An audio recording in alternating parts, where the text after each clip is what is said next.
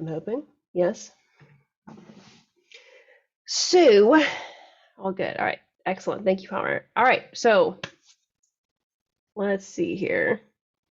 It's a minute after, so we can go ahead and get started here. Today's topic is going to be networking with Alan and Heath. And this is by no means a networking 101 course. That would take far more than the 25 to 30 minutes we normally aim for these classes to be. It'd be a several hour long conversation, but I really want to introduce you guys to some really key words, key phrases, and how it applies to the Allen and Heath network, how we kind of handle networking with our audio and with our control and things like that. And I've also got some really good resources lined up for you guys. So if you want to know more, or this is my, presentation has completely inspired you and you just want to go out and get as much as you can, I've got some resources where you can learn some more and dig a little bit deeper as well. So we're ready to start. All right, we're going to cover a little bit. I like to lay things out to tell you guys what we're going to talk about, and then I talk about it, and then I tell you what I just talked about. So we're going to talk about a little bit about the possibilities. I want to paint a picture a bit and really just kind of tell you why it matters at all. It's a good way to kind of kick off this kind of conversation. Like, okay, I've heard these words, but really, why? Why should I? And then we're going to talk a little bit about what we need to remember. I have a whole slide of stuff that if you were going to take a picture of one of the slides, it will be that slide. And I will warn you when that slide comes up. But we'll also talk about, again, kind of how Alan and Heath kind of drops into this, how Alan and Heath, how we work with the network and how we use the network. And again, I'll have some good resources for you. So the possibilities.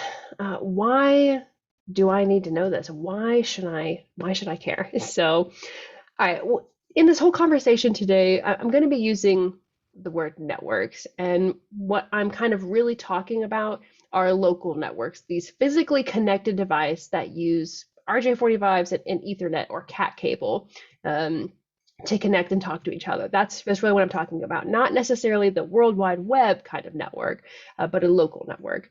And why you should care, it's kind of the way, it's not even the future anymore. Maybe 6 or 7 years ago, but now AVL networks, and AVL stands for audio, video, and lighting. AVL networks are really getting bigger and bigger and more convoluted and more fun and more awesome. And so we need to understand how our gear kind of fits into that, if our gear can, if it cannot, what we might want in the future, understanding why we should bother with an AVL network at all. This also allows us to have plenty of inter-gear chatter, so a piece of equipment talking to each other, whether they're from the same manufacturer or they're different manufacturers. And maybe that kind of actually plays into some of the fun of it, is that now it doesn't have to be, you don't have to talk with only kind of intra-manufacturer equipment. You can have inter-manufacturer. There's some prefix learned for us, kind of chatter and being able to talk to each other. This also gives us the chance to have centralized control. So even if we want to control lots of different pieces of equipment from one location, that's an option. Or maybe we want to have dispersed control. Perhaps we've just got one thing someplace that we want to control, but we want to have control of it in many different areas. Dispersed control can give us that as well. This idea of networking and AVL networks can give that to us. It's also good and why you should care, because it makes it so much more organized. We can have so much better efficiency. When all of our things can connect with one another and talk, we can create really organized structures, keeping tracks of things. It doesn't have to be thousands of feet of cable being run every which way. Now we can kind of run everything over a single cat or a piece of fiber and have all this information being carried. It's actually kind of amazing when you think about it. We're able to do so much now. It's fun to be part of this like internet age, this technological revolution, I guess, of just, even since I've been born, like computing and technology has changed so much. And we're really getting to feel that in our installs and our productions and in our audio right now. So organization, makes things efficient. And like I said, like it's just fun. And maybe this is just me, but I think it's a good time and exciting when I can make stuff talk to other stuff, and or I'm building something like IoT related, like it's just, you got to enjoy, stop and smell the roses, enjoy the little things. So the possibilities of us networking all these things together can actually create a lot of fun. Okay. So going further into this conversation, there are kind of two little segmentations of networking with Alan and Heath that I kind of want to set out first. So first we have control over Ethernet. That means we're sending control over a cat cable of some kind. The DLive surface uses control over Ethernet.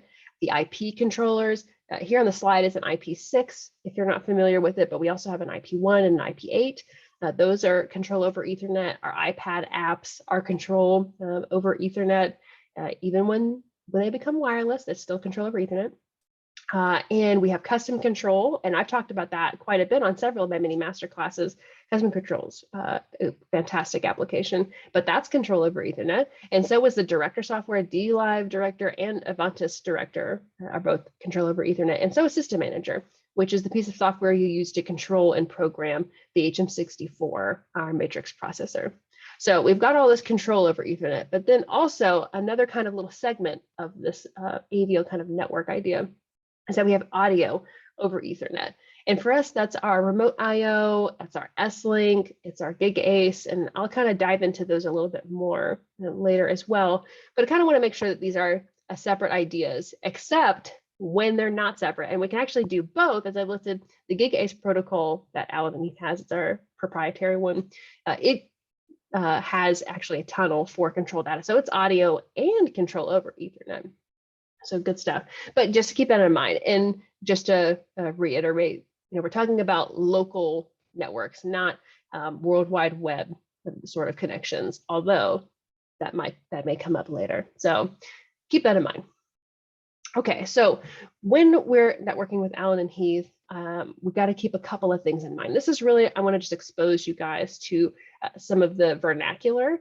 I won't be able to go extremely deep into it, but like I said at the beginning, I want to give you guys an idea. So if you were to go searching for more information, some of the manuals and some of the information you come across will seem familiar, and you won't have to look up every other word. That's a really key one.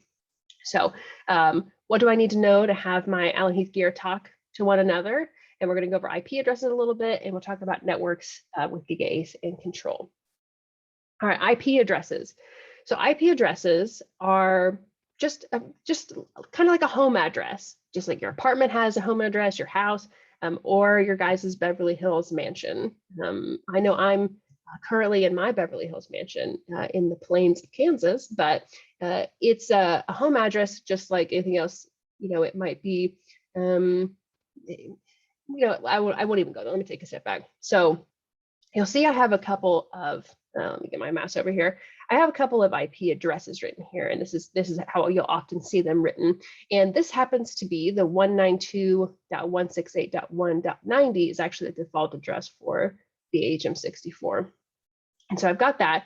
And in order for the devices to talk to one another on our network, they have to be in the same range. And you can really consider that the first three segments of the IP address, the 192.168.1 needs to be the same in order for a computer to see it, or for my IP controller to see the DLive, or rather the DLive to see the IP controller. And if it's not in that range, it won't be able to see it.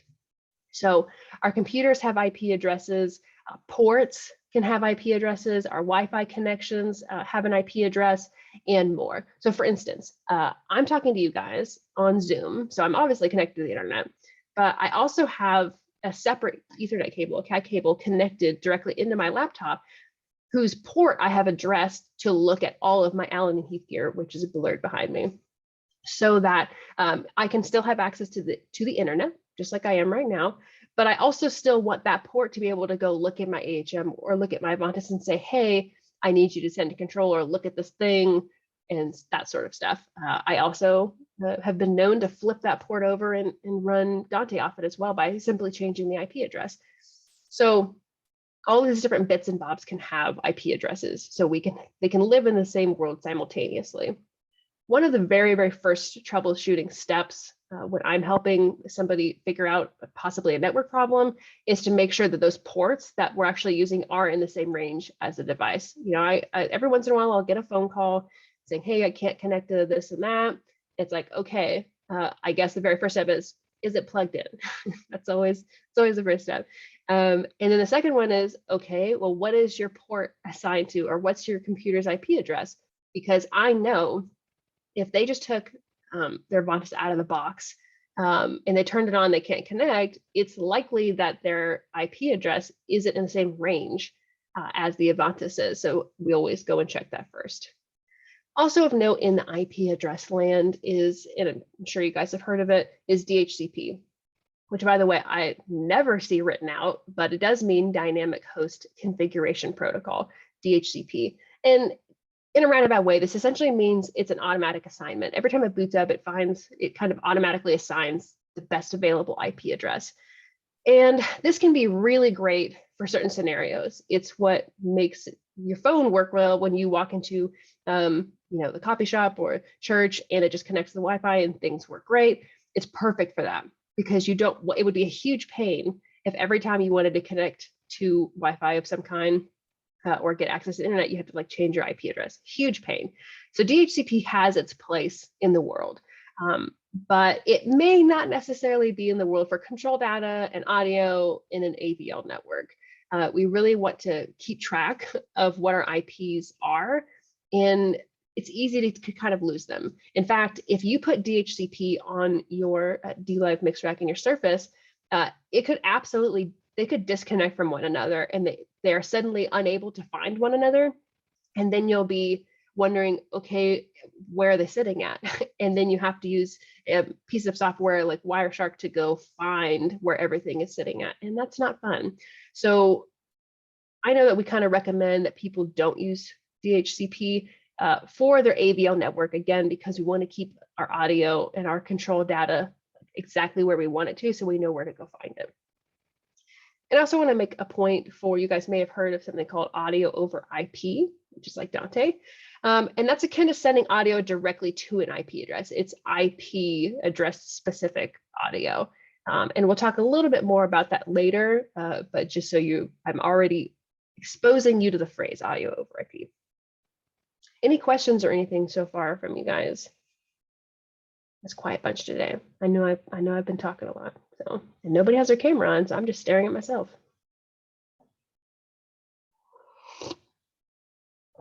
Okay. So let's talk more about networks. And I've kind of talked a little bit. Hey, Dale. Good to see you. And your beard. So I've said network, and I kind of set this up a little bit at the beginning. The networks in our case, and how I'm talking about it today, is really a local network. And I kind of want to describe it a little even further for you. So in general, a network is a group or a system of interconnected things or devices in our scenario. It's really IP addresses talking to one another. And we've got a local area network, and that is a network for a limited area, which is probably what you're mostly working with either in an install or in your residence or even on campus, things like that. Or even like on tour, if you're doing a production, that is a super lockdown, like local network only. It's a very physically limited area. And as I kind of listed here, you see them mostly at campuses, residence, schools, churches, etc. But then there's like a larger version, and it's called a wide area network, and it's over a large geographical area. And that could include different local area networks talking to one another. And those two talking to one another could create a wide area network. And then the really big one is a virtual LAN, a virtual local area network. And this is essentially a little virtual pocket, a traffic lane, if you will, that we designate for certain traffic to go through. It's an absolute must for AV networks. And what you're essentially doing is keeping everybody in their own lane so that only the devices that a certain device needs to see is only seeing those devices. And wow, that was a weird sentence. So let's just say, for instance, if I have a bunch of audio gear on a network, I don't want the guest Wi-Fi to see all of my audio talking to one another. I don't want them to interfere with each other. I want them to live very separately. So we can use VLANs to actually designate and say, hey, everybody from this lane, only look at this lane. Everybody in that other lane, stay over there. It's great for organization and really keeping quality of service and reliability up. So VLAN. So now you know what that is. Then we start talking about networking layers, and there's a lot of words on this slide, and it's not necessary that you remember what layer and da da da da da, what all these layers mean. Although it is very interesting, it's a whole, again, that's like another 40-minute conversation. But what I do want you to remember is that when you read about layers, it's usually referencing what's called an OSI model. And in that model, there's usually 7 layers, although sometimes 8, depending on who's running it. I've seen it with 8. But a layer 2 Ethernet device is hardware based. You can kind of think of it as a plug and play. And as I kind of noted here, the IP addresses of each of those items are not a part of the conversation. It's kind of what helps our Allen and Heath audio, like literally plug in, then be able to discover each other and start going. We don't have to open up a computer or another piece of software to get them to talk. It just goes. And to give you a couple of examples, the really big layers that are important to our conversation are essentially 3 and 4 and down. So 4, 3, 2, and 1. And I gave a couple of examples here. So layer 3 would be kind of considered AES-67 and Dante, also audio over IP. There's that phrase again. So sending audio to a specific IP address, that runs on layer 3. But SoundGrid, GigaAce, and DSnake all run at layer 2, which is more that point-to-point. And then AES-50 runs at layer 1, and that's really only using the physical cabling to transmit the audio. It's truly like it's using the cable that you have plugged in, but it's not actually using Ethernet data. It's sort of akin to like using an XLR for a DMX in a pinch. Like, yes, it will technically work, it's fine, but it's not like using as much of it as it could. So more on this kind of layer 2 business, which is really the only part you need to remember, is that Allen and Heath runs on layer 2. And we recommend that only layer 2 devices are on the network, are on the Allen and Heath network or the AVL network. So if you're looking at pieces of equipment and you're thinking, well, this would be cool, maybe I want to use this, it'll say somewhere in the documentation what layer it runs on. And that's what we need to keep in mind when we are kind of planning out things. But Allen and Heath runs on layer 2. And again, we recommend that layer 2 devices only are on the network. And you'll see I made a couple of notes here, which again is great information, but it's okay if you haven't heard of this before.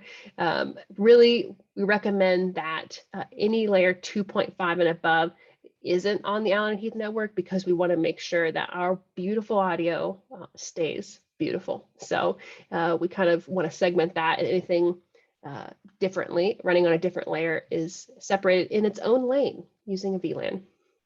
So here comes that phrase again, the GigaAce. Which, in case you guys didn't know, GigaAce stands for Gigabit Audio and Control over Ethernet. So if you learn nothing else, maybe you learned that today. That's what GigaAce stands for. And it's a whole gigabit tunnel. I mean, the Ethernet ports on the AHM64, on the Avantis, and on the D-Live Surface and MixRack are all gigabit ports. Let's see here. Palmer asks, so would you have separate networks for Dante and Allen and Heath protocols? Yes, you would, because Dante runs on a layer 3 and Allen and Heath protocols run on layer 2. And it's just always better to keep people in their lane. So that would be the recommendation. Yes, Palmer. Okay, so then back on GigaAce. So what's great about it is beyond just the absolute massive bandwidth of a gigabit Ethernet REN, but we've also kind of segment out 100 megabits per second of Ethernet tunneling, which allows us to actually kind of combine control and audio together. It's how we're able to have, you can plug in your D-Live Surface and control the rack because we have that Ethernet tunneling, or how we're able to control other pieces through other pieces of gear because we have Ethernet control tunneling. With GigaAce, we also get that ultra low latency. And these are some of those reasons why we use layer 2 protocol for our audio and our control, because it's plug and play. It's super easy. It doesn't take an extra computer to do it. And we get high quality audio very quickly. So our latency of the actual GigaAce connection is only 52 microseconds or thereabout. And where you may be seeing GigaAce is between a D-Live and a mix rack, or using a DX hub. The DX hub connection is actually GigaAce because you're kind of combining multiple DX connections. We've got mix rack to mix rack. That's also GigaAce. Connecting an Avantis HM or a D-Live to SQ is using GigaAce. Connecting, so many things. The GX IO box, for those of you guys that are familiar with that, the G is for GigaAce. And many other connections are really utilizing this full gigabit connection. And we'll go over here. So, okay, here's that slide that I had mentioned. If you want to take a picture of it, this would probably be, this is the slide you'd want to take a picture of. So things to remember when we're networking with Allen and Heath. Allen and Heath audio is meant to be plug and play, high quality, without the need of a computer. Okay, we only want to connect layer 2 devices to our Allen and Heath network, because again, otherwise it might cause clicks, pops, and the quality may go down, and we don't want that to happen. Managed switches are not necessary. I know I use just unmanaged switches. When you do use managed switches, sometimes you'll have to limit the amount of layers that you actually let through, but again, that could be another conversation. And also, when you keep your audio point to point with the layer 2 audio, you cannot star or split your DX boxes, which is a phone call I get periodically. You can't star topology or split your DX boxes in the same way that you can say with layer 3, like with Dante, where you can just say, I've got this box and I want to send it wherever to those IP addresses. You can't do that with the DX boxes, but we just need to remember where you want this IO to go. It needs to be plugged into that device. And there are ways to move about that. But the point being, when you plug in an IO box or a DX box specifically, it needs to be plugged into your D-Live or your Avantis or your AHM. We also want to make sure we're segregating traffic for optimum performance. Again, it's keeping everything in its lane. We don't want a bunch of separate layers intermingling with our high resolution audio. It may cause clicks and pops and other things like that. We also want to keep your IP addresses written down, and this is so key. I was just on a phone call, I think last week, with somebody, and he showed me his like sheet that he had for this project. He had all of his IP addresses like labeled. He had all of his cable runs and his patching like ready to go. It was a beautiful site. It was beautiful. And I think that we should all do that. I have a ton of gear listed here, and luckily I keep everything for the most part pretty much default IP addresses, so I kind of know them off the back of my hand. But remember, DHCP is likely not your friend in this scenario when it comes down to AVL networking. You don't want to lose track of something. But keeping your IP addresses written down can help you stay organized. And of course, organization is key to performance, which I'm sure some of you guys probably are. I think some of you guys are, is hiring a network engineer. These can get, sometimes networks can be really, really simple and small and just have a couple of pieces on them, but they can quickly get large and they might need a lot more maintenance or help getting it set up. And I cannot recommend enough either the engineers here, or if you're having a project, having one nearby or as a consultant for the project or helping you set it up will go a long way in helping making sure things are reliable, making sure everything is sounding great and everything is functioning as it should, especially when it comes down to game time, when it's time to open up the store, or it's time to start service, or it's time to start up a meeting. that when everybody gets on the guest Wi-Fi, that the whole thing doesn't come crashing down, or that it even comes down to like wireless mics, like those are all networked now too, and making sure that everybody is again in the lane that they should be in. And lastly, when in doubt, strip away and build up. That's pretty much all the troubleshooting that I've done, and I know that Bangs has done. Like when we get a call and something is not connecting the way it should, it's like, and they swear that there's nothing on the network, there almost always is. And so it's just stripping it all away, grabbing a cat cable, plugging it into the back of your console and right into a computer and building up from there. And it's just kind of that mitigating variables and trying to narrow down exactly where the problem is. So, all right. I said I also had lots of resources for you. So let me get those for you guys. I've got a couple. One is a video from the All Install event that we actually had last month. It's August now. Last month with Nicola Beretta. He's our head of product at Allen Heath. He did a fantastic presentation on basically why proprietary protocols and why layer 2. So I'll link that. We've also got the Allen Heath, there's a document called DLive for IT managers, and that answers all of those weird questions. For those of you that are super advanced, and this has all been, I already know, that will be great information for you if you want to learn more. I've also got a link to the support documents that can, for Allen Heath, where you can go and explore different things, or even how to do port forwarding. And I've also got some ProSound Web articles by a good friend of mine. His name is Dan Leafblad, and he's done a whole series on networking for churches and how to get started and how to understand things. And of course, there's good old Audinate. I'm in the middle of going back through Audinate because they just updated their training. So it's like, well, now I got to go do this one. So there's that. And also my next mini masterclass is going to be kind of piggybacking off of this. It'll be Dante versus S-Link. When might you want to use Dante? When might you want to use S-Link? And why you might use them. So with that, any questions, anything that may pop in? Let me check the chat here. I'd also like to make note that while this whole conversation has been like on our local, like physically here network, the way that Allen and Heath handles our network, it actually means that we can make connections over a WA and a wide area network. It's very easy to take a DLive surface and connect it over the internet to a mix rack someplace else, thousands of miles away. I have connected with one in the Netherlands, and that was a lot of fun. It was spookily easy, but that can be another conversation if that's something that you guys would be interested in hearing about. But let me check the chat here. So it says, how are these layers set up? Are they based on the setting options within the device, or are the layers device specific, meaning we have to buy the proper device to get the proper layer? Bingo, Brent. It's that latter one. It's the way that the device is actually built and functions on that layer. So we can't change. I mean, and by we, I mean like me and you, like can't go and change. Like, yeah, I would like my DLive to run on layer 4 now.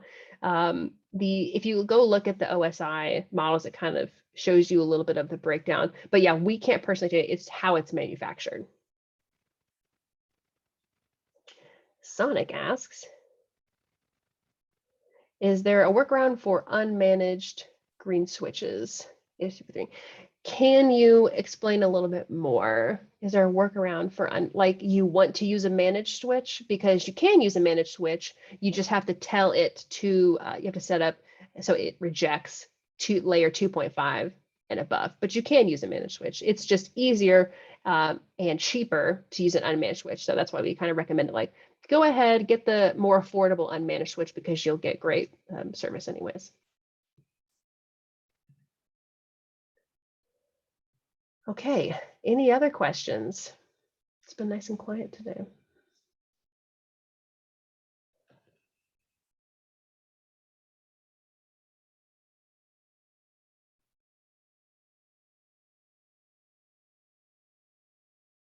Okay, well, I will leave this open. Straightforward for me, says William. Yeah, I bet it was. We're not all IBM engineers. All right. Clear as mud. You got it, Brent. All right. Brent, I will answer your question here in just a second. But for everybody else, thank you guys for coming and hanging out with me on another Wednesday. I love seeing your guys' names pop up in your pictures and talking with you and getting to know you. I will leave us open for office hours. You guys can ask questions and I'll hang out here and answer them as best I can. But otherwise, you are free to go. All right, let me hit stop share. Let me get to these questions. And I'm going to spotlight myself. So you all have to stare at me. All righty. Let's get rid of that. Boop, doop. Okay, Brent, let me read yours.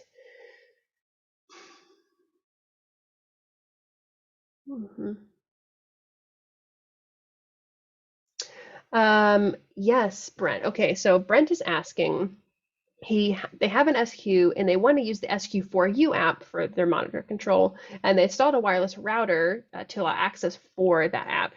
And then the church also wants to connect Wi-Fi to the same router, and the whole thing crashes. Yeah, don't let them run their internet access through your SQ wireless router. That's the answer. Is like you guys have to get your own thing. Have to get your own wireless access point, your own router. It's really just don't let them touch it because their entire internet is going to not only take up a lot of bandwidth, but also just like cause a lot of extra stuff in your control, and it's just better to not. I know that when I set it up, I always I have my own router and say, no, this is just for me. There's nothing else on this. This is just for my control, and we keeps it that way. So that's how I would that's what I would do. All right, let's see. Sonic says,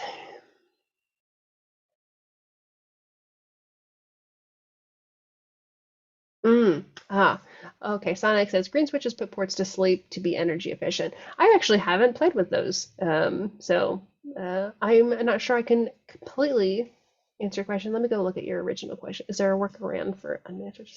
So yeah, I don't know, Sonic. I'd have to figure out and do a little bit of research on green switches and how they fit into this. All right, and Brent's got some. Oh, well, let me just say this. William says, I put a label on all devices with the IP address, especially the router, because I tend to forget. That's excellent. Getting like the label printer thingy. Words are hard. And just like printing it out and putting it on there. Excellent idea. I would not do that on your mixer because you don't want people to have access to it, but it's great for things that people can't just like walk up to and look at. The router is a great one, or underneath devices that you can like lift up and look at, things like that. Let me read. Brent says we spent about an hour and a half to determine that we had to disconnect the internet because the other router was overriding settings in the, yep, that sounds about right. So always have all of your AVL stuff on a separate network so that people, even because then if a bunch of people come in and try to use your Wi-Fi, just like what happened to you, like the whole thing might crash. The whole control might crash. Let it be noted that the console doesn't crash. The app is just like, I don't know how to work with this. Palmer says most commercial Wi-Fi routers will automatically distribute new IP addresses via DHCP. Yep, they definitely do like to use DHCP. It's just we don't. Like you could totally use DHCP in your audio network, your AVL network, if you wanted to, but to me, it just seems like you're asking to lose something, or for something you're just asking for something to happen. So something to get misaddressed, and suddenly your Surface can't find your mix rack, and then you're having a terrible time.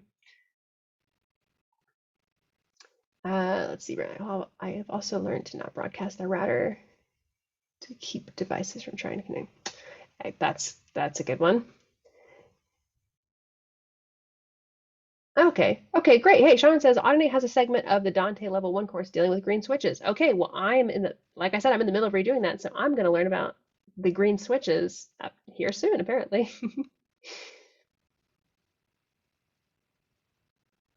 Palmer says, even when adding a Wi-Fi router to an AVL network without deactivating DHCP, you're asking for trouble. Always deactivate DHCP in your Wi-Fi router if you're manually managing IP.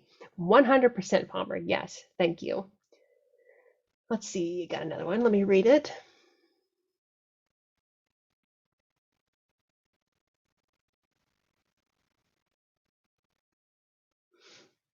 Okay, so AJ says we're having our DLive send our inputs to an Ableton rig for our streamix through Dante. Got it. We want to send the main output back to the board through Dante, and we can't seem to get the board to receive the Dante signals. We know it's not a network issue because it was receiving Dante signals for virtual sound check. It sounds like it, I mean, without seeing it, of course, it sounds like maybe it might be a routing problem because if it's sending it correctly, that means the Dante cart is functioning and it's seeable. So it shouldn't, if the outs are working, the ins should also be working. So my thought is to look in Dante controller or look in the IO routing on the console. But again, I'd have to I'd have to see the DLive or have another conversation. AJ, if you want to, I'll put my email address in here. Also, I gotta drop in these links for you guys, but I will also, let me put them in the chat here. Can't believe I almost forgot to do that. All right, there's that. All right, let me go find these links for you guys. Copy link. Here's the all install event about the proprietary protocols. And then we've got our general network from the Allen Heath support that's got some really great information. ANH support for networking. And then we've got DLive for IT managers. DLive, which is, there's a lot of words in this document that I may not necessarily understand, but I've learned so much from that piece of documentation. And let me copy this link.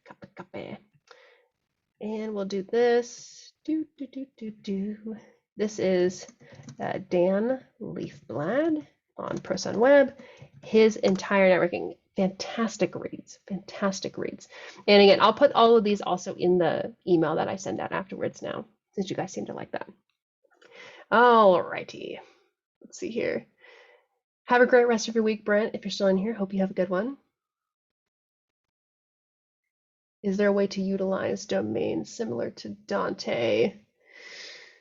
Not in the way that Dante does it, since Dante is running it at layer 3, but again, that may be something I want to triple confirm before I just tell you to go do this thing. Let's see. AJ, make sure you don't have the whole Dante card assigned to virtual sound check. Yep, that's always a thing. Let's see, and somebody is messaging me, and I can answer them privately. So I will message them. I guess it's not. I'm looking for a proper connectivity with multiple ME1s and DX1608 using S-Link and or Dante cards. I mean, if you're using the DX, you have to use GigaAce or an S-Link port, unless you get the Dante version of the 168, in which case you'd use the Dante card. And the MEs, again, will either use an ME output or they will use the S-Link port, but you can't do, doing MEs over Dante requires an extra step, including the MEU, which is our port where you can put a Dante card in it. You have a good one, Les. William, you popped your camera on. Yeah, I'm going to ask you a really obscure question. Great, I'll do my best. What is your Allen and Heath's intentions for NAMM 2022? I mean, as far as I know, we're going to be there. It hasn't been, I guess we haven't had a formal conversation, but if it happens, we'll be there. Why do you ask? Will be you as well? Probably, yes. If Allen and Heath is there, I'm going to be there. Okay, because I'm like 10 minutes drive away from there, so. Oh yeah, and then we can grab coffee or hang out or something. Yeah, no, you will see me maybe there. 15. Yeah, okay. Oh, well, if it's 15, I don't know if it's worth it, but nah, that's pushing it. Then I have to park and all that other good stuff. Yeah. But yeah, no, absolutely. So cool. I'm sure a lot of people will be looking forward to getting back into the live world of the NAMM show. Yeah, Infocom is really starting to shape up as well. I'm getting a lot of I'm getting a lot of things planned for that. So, but yeah. All right.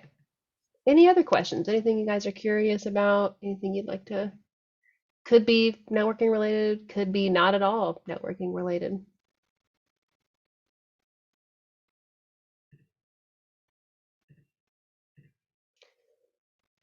Okay, pretty quiet. All right, I'll stay on. I'll hang out for another couple minutes in case a question pops up, but otherwise, you get out of here, kids.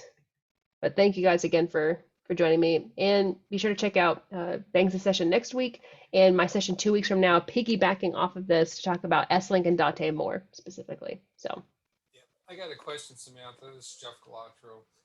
yeah, Yeah, hey. I want to put that S link. I've got two church installations where we've already sold the SQ6, DX168. I can't keep enough ME1s going on right now. But with the DX stage box, it's got one port expansion on it, and then it's got two ports expanded for DX. Mhm. Which one is the ME? I can't find any designation or proper, paperwork to say use this one, and then daisy chain. I know about the multi switch that adds the PoE and you can put a Dante card in. That's awesome, but we already sold the job before that stuff got known about. So Mhm. I'm trying to keep this working. Right, so Um, you have an SQ6, you said, and you want to connect your IO and MEs, right? correct. So you will likely need the S-Link card and not the Dante Yeah. card because Well, you have. yeah, the S Link is in the board already. We're Okay. adding the Dante because there's other Dante devices that aren't part of the Allen and Heath hardware. Um, but so there's one jack on the DX that I have to daisy chain all the MEs on. No, when you jump off of the DX, it can only be plugged, another DX can be plugged into it. If you wanted to set up the ME system also through that, you would need to use the card slot for a second S-Link port. Okay, that's what I've been trying to get. I've sent some emails and stuff to confirm that. I Mhm. suspected that I don't have the hardware yet. Practice. Yeah, the only IO that we have that's got an ME port right on it is the GX4816, and that comes with a second DX port Yeah, I specifically for saw Mario that. and an ME port that could also be DX. So, Or you do the 10 port switch with the Dante card in it and convert it all to right, you could also do it that. If the Dante was super important and you need to do that, yes. that. Okay. Now they did include a DX breakout box. That's Mhm. not really going to help us any unless we're doing multiple DX 168s. Right, and you can daisy the two DX 16.8s to each Yeah. other, but yeah, that's the But beginning and end for those. not connect the MEs to Mhm. that to make it work. Okay, Yeah. so I need a second S-Link card. That's what I was figured. Okay, well, thank you very much. This was very informative. Yeah, my pleasure. Hope it was good. Yes. Well, that answered the question I've been trying to get out of tech support for 3 weeks. Bingo. Yeah. Thank you. Well, I dropped my email, so if you ever have any other questions, you're free. Feel free to contact me. I will. Thank